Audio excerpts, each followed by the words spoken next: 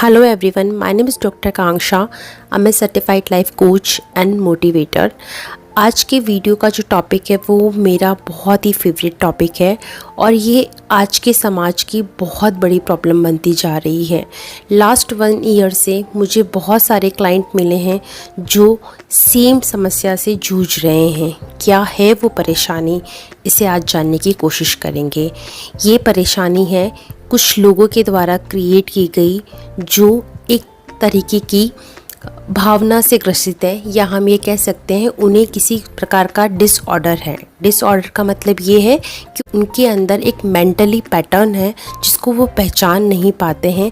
But अगर हम awareness के साथ ऐसे लोगों को डील करना सीखेंगे तो हम अपनी तो सुरक्षा उन लोगों से कर पाएंगे। क्या है ये परेशानी है नार्सिसिस्टिक पर्सनैलिटी, TD, जिसको शॉर्ट में कहा जाता है। ये एक ऐसी स्थिति है जहाँ पर व्यक्ति अपने आप को बहुत ही खास मानता है। उसे लगता है कि वो सबसे इम्पॉर्टेंट है। वह हमेशा प्रशंसा चाहता है। वो चाहता है कि सब लोग उसकी तारीफ़ों के पुल बांधते रहें और वो दूसरे की भावनाओं की परवाह नहीं करता है। ऐसा होता है ना कि किसी और के लिए अलग रूल है, खुद के लिए अलग रूल है। ये वही लोग होते हैं। आपने शायद ऐसे लोगों से मुलाकात भी की होगी जो हमेशा अपने बारे में ही बात करते हैं, जिनको लगता है कि वो सबसे ज़्यादा आगे हैं, श्रेष्ठ हैं और वो दूसरे की भावनाओं को बिल्कुल नहीं समझते हैं। ऐसे लोग अपने आसपास के लोगों में मुश्किलें खड़ी कर सकते हैं और रिश्तों में तनाव पैदा कर सकते हैं।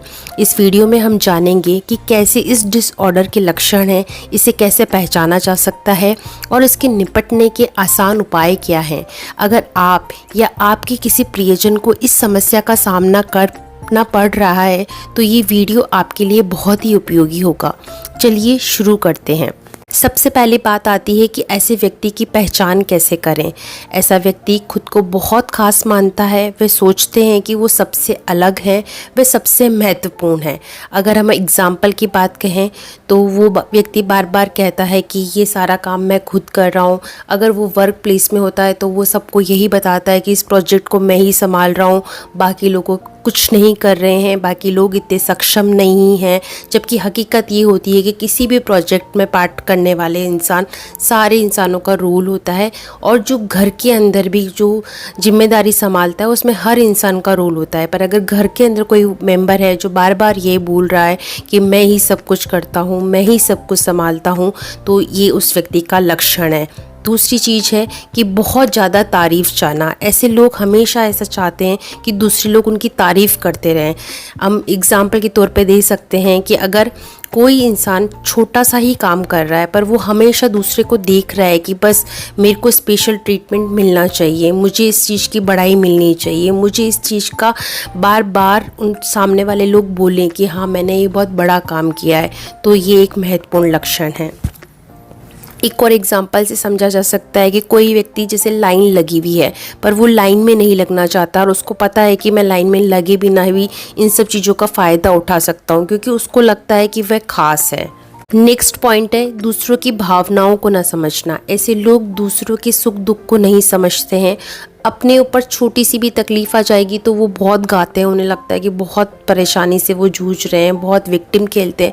पर जहाँ दूसरों की बात आएगी वहाँ वो इस तरीके से बिहेव करते हैं कि ये तो बहुत छोटी सी बात है ना। कोई भी फ्रेंड अगर आप किसी से बात कर रहे हैं और वो आपकी बात नहीं सुन रहा है, आपकी परेशानी को नहीं सुन रहा है और इग्नोर कर रहा है और उसमें भी अपनी बातें कर रहा है, तो ये एक महत्वपूर्ण लक्षण है। उसके बाद है ईर्ष्या करना। ये लोग बहुत ईर्ष्या करते हैं, एक दूसरों की सफलता से जलते हैं और खुद ये सोचते हैं मन में कि लोग मुझसे जल रहे हैं, पर सच ये होता है कि ये खुद दूसरों की सफलता से बहुत जलते हैं।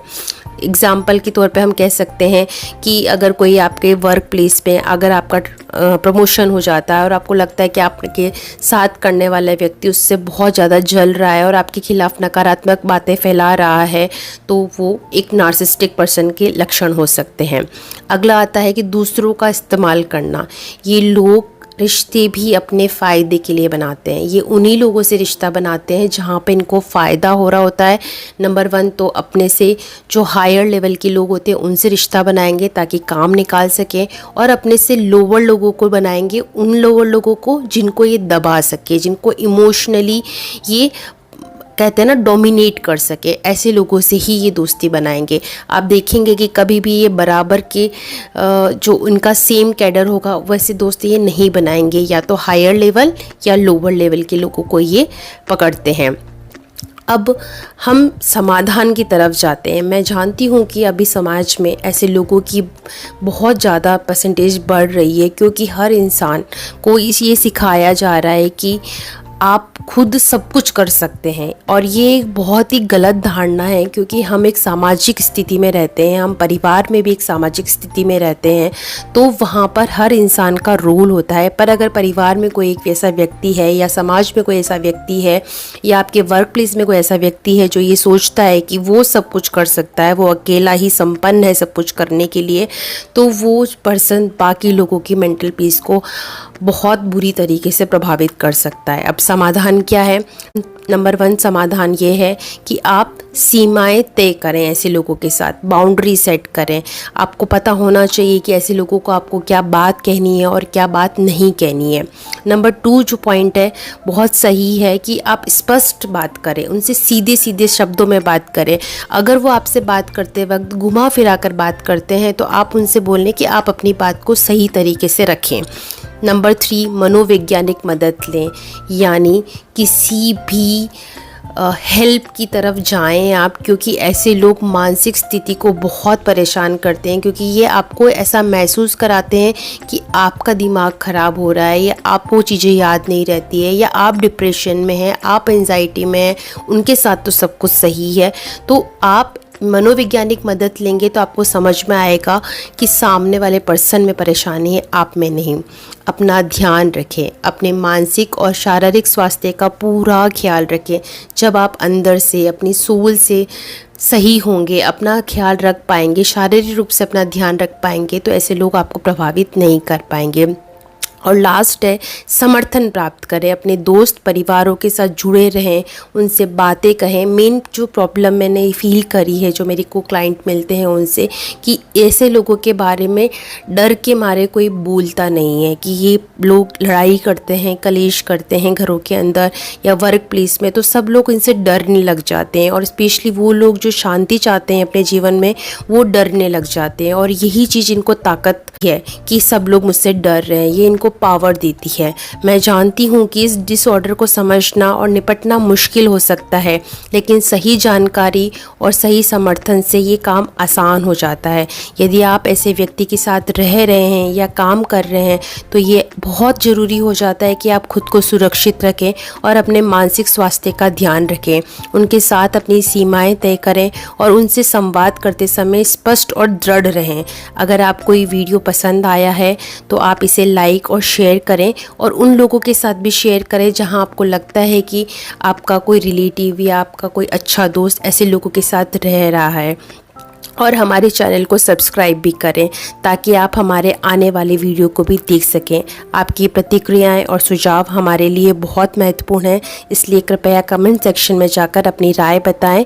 और मुझे आप कमेंट सेक्शन में जाकर ये भी बता सकते हैं कि मैं और किस टॉपिक के बारे में और वीडियो बनाऊं, और अगर आप चाहते हैं इसी टॉपिक के बारे में एक डिटेल वीडियो बने तो मैं वो भी बनाऊंगी, बिकॉज़ मुझे लग रहा है कि ये आज के समय की सबसे बड़ी परेशानी है।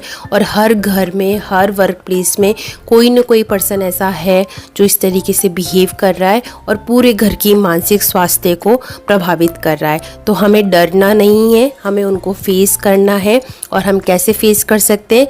हम भावनात्मक विकास करके, यानी हम इमोशनली इंटेलिजेंट बनकर ऐसे लोगों को डील कर सकते हैं। उसके बाद इन लोगों के अंदर इतनी ताकत नहीं बचेगी कि वो हमें और हमारे परिवार को या हमारे समाज को या हमारे वर्क प्लेस को प्रभावित कर पाएँ।